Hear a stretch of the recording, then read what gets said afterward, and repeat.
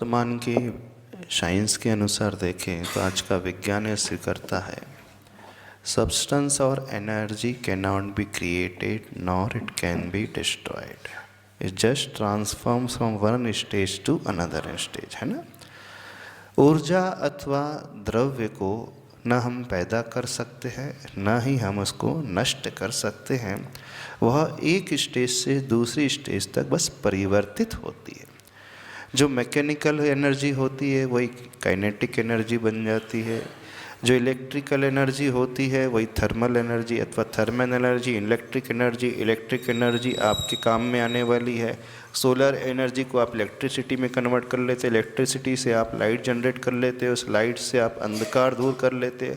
तो देखना पूरे इस यूनिवर्स में एक सोर्स से दूसरी सोर्स तक उसका प्रवाह चलता है, ये विज्ञान स्वीकारता और ये सारी दुनिया मानती है।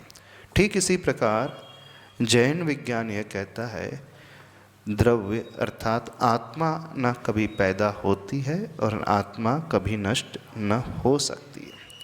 आत्मा अजर अमर है अर्थात आत्मा अनादि से है और आत्मा हमेशा अनंत काल के लिए रहेगी।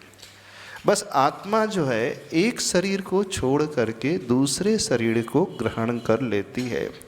जब पुराने शरीर को आत्मा छोड़ती है तो उसे कहा जाता है उसकी मृत्यु हो गई, और जब वो नए शरीर को ग्रहण करती है तो आत्मा के लिए कहा जाता है उस आत्मा का जन्म हो गया।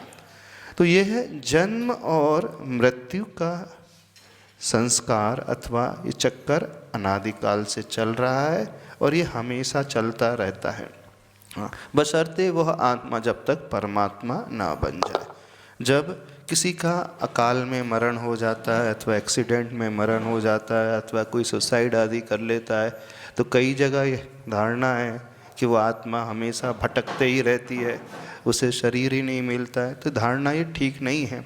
ये आत्मा बिना शरीर के कभी न थी न रह सकती है।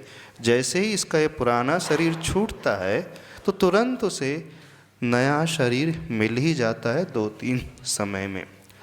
बस वह दूसरे शरीर को धारण कर लेती।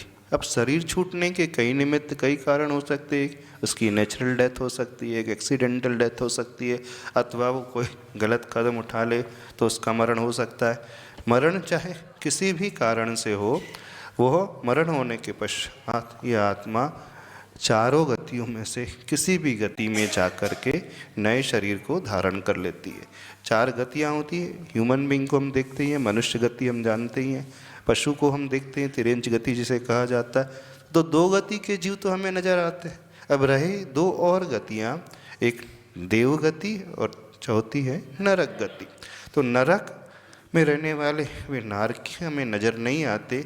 हाँ, देव गति में भी कुछ जीव मरने के बाद पहुंच जाते हैं, तो देव भी हमें साक्षात नज़र नहीं आते। पर देवों के पास एक एक्स्ट्रा ऑर्डिनरी पावर होता है कि उनके पास वैक्रियक शरीर होता है और वो अपने पुरुषार्थ से दूसरे को इफ़ेक्ट अवश्य पैदा कर सकते हैं। इस सेंस में वो दूसरों को प्रभावित कर सकते हैं। तो व्यक्ति कहता है कि उसकी आत्मा इसके शरीर में आ गई है। इस अपेक्षा से देवों के पास ये फैसिलिटी होती है। उनका जो ओरिजिनल शरीर तो वहीं रहता है, पर उनके पास एक क्षमता होती है, अलग से एक नया वैक्रियक शरीर वो बना लेते हैं। और न केवल शरीर बना लेते हैं, अपने शरीर को एकदम मिनिमाइज भी कर लेते हैं, यानी एटम के बराबर, अणु के बराबर सूक्ष्म बना सकते हैं।